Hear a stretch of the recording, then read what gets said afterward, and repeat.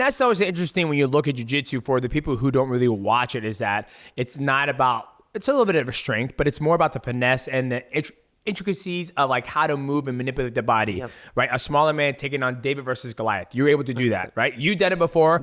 I seen that match with you when you were doing IBJJF. The 400-pound guy. You sat down and he could have passed your guy.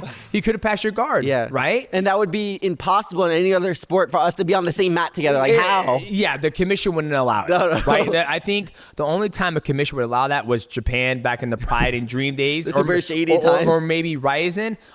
Or Brazilian Jiu-Jitsu and IBJJF. Now let's talk about your upbringing, right? So what got you into Jiu-Jitsu? Yeah, so my dad was a big MMA fan. You know, like he watched UFC, like he was a huge fan, and he loved Muay Thai and fighting, just in general. And I was 4 years old, and I saw my dad training. Like, I want to do that. You know? He never pressured me to train or anything. He just did it, and I wanted to do it. So he was in mixed martial arts. He wasn't into He was in the Muay Thai, mostly striking, and a little jiu-jitsu. I think got to his blue belt, and then he stopped training. Really? But it just made me want to train because I saw him training, and I feel like that's one thing I see a lot of these days is parents pushing their kids to train.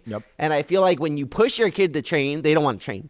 My dad didn't do that. He just said, I'm going to train. So he made it his cool thing that he's doing. And then I wanted to do it because I thought it was cool that he's doing it. So it was like a bonding time with you and your dad. So then where did you navigate into jiu-jitsu? Since your dad was doing Muay Thai and the stand-up, like I know you have... I did Muay Thai as a kid also. I did Muay Thai and Jiu-Jitsu together. Gotcha. But then why did I stop? No, not stop, but what did you start gravitating more towards the Jiu-Jitsu? Like, did you realize that was just a thing you were just good at? You enjoyed it more, or? Since about 4 years old, I did stand-up and Jiu-Jitsu, but I started just doing mostly Jiu-Jitsu as I got older. It just was more fun for me, I guess.